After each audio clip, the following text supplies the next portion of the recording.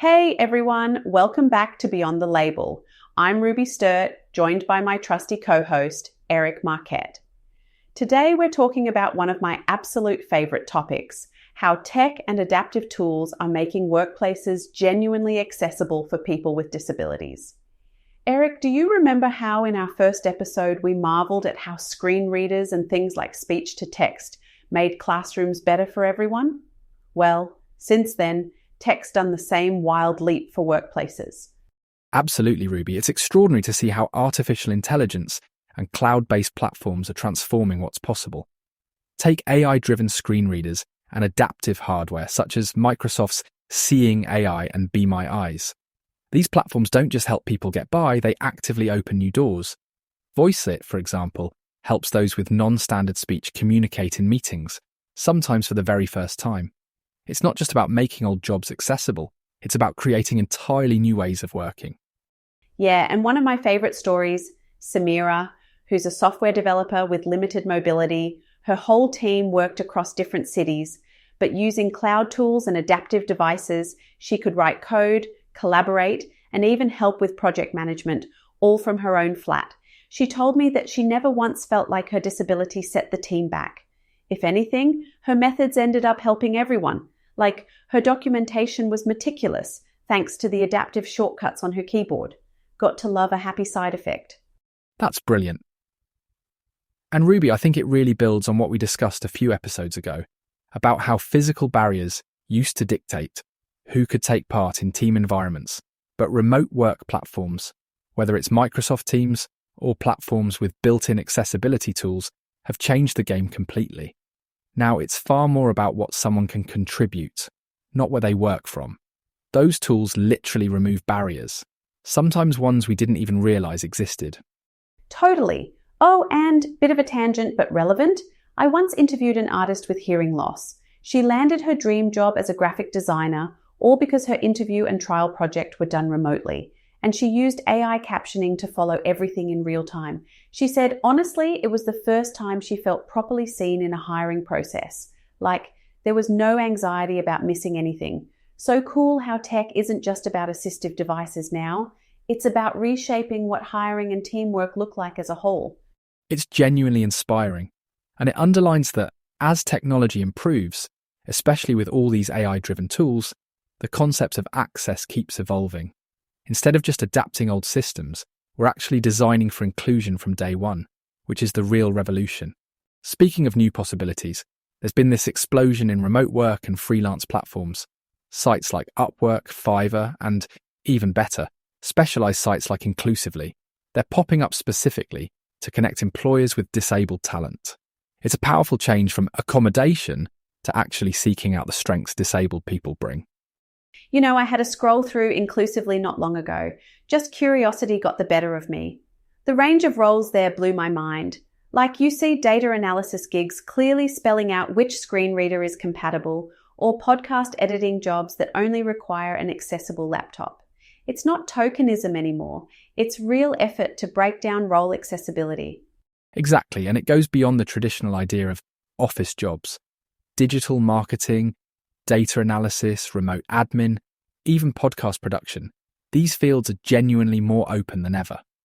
Actually, at JellyPod here, we had a pilot scheme recently where we recruited visually impaired creators to do audio editing and help host, and the way they navigated audio content was just phenomenal. Sometimes their spatial memory skills with editing software even put me to shame, if I'm honest. Well, you do have a bit of a reputation for getting lost in your own folders, Eric. But seriously, what's awesome is how people's so-called limitations can turn into hidden strengths, especially through digital tools. It's similar to that Deloitte stat we talked about in the workplace rights episode. Not everyone feels comfortable asking for support, but when job platforms build accessibility in from the ground up, you don't have to justify your needs. You just get on with the work.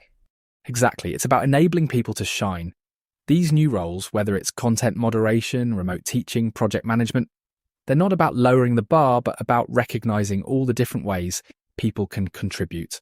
And in my view, the flexibility driven by remote work benefits everyone, not just disabled employees. There's a lot for employers to learn here if they're willing to listen. Totally agree. Ooh, and freelance work is its own world.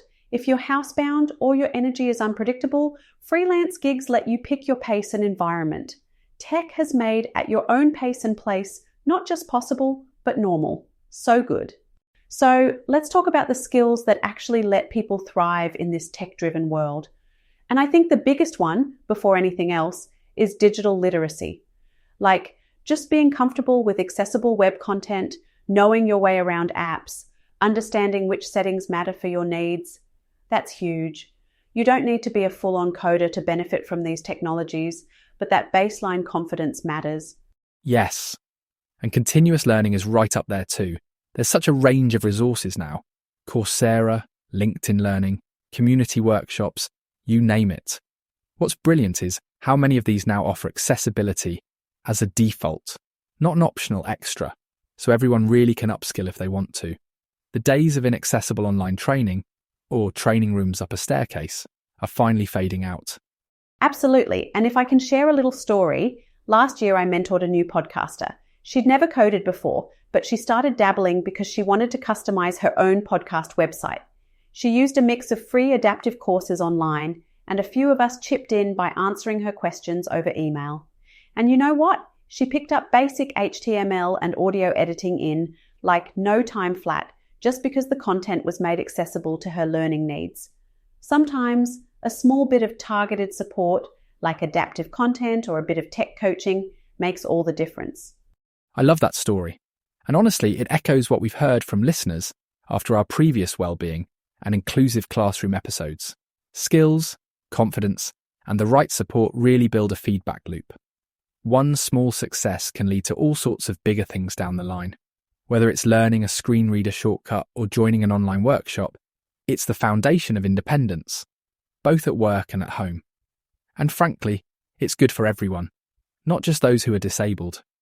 Yes, that's the thing, isn't it? Accessibility first isn't just a box to tick. It actually lifts everybody up. All right, we'll leave it there for now, but there's so much more to say about this. Thanks heaps for joining us, Eric. And thank you, listeners, for being here. This is such an exciting space, and we'll keep digging deep into these evolving tools and stories. My pleasure as always, Ruby. There's always more to explore, and I'm looking forward to it.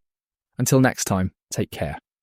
Catch you on the next episode of Beyond the Label. Goodbye, Eric. Goodbye, everyone.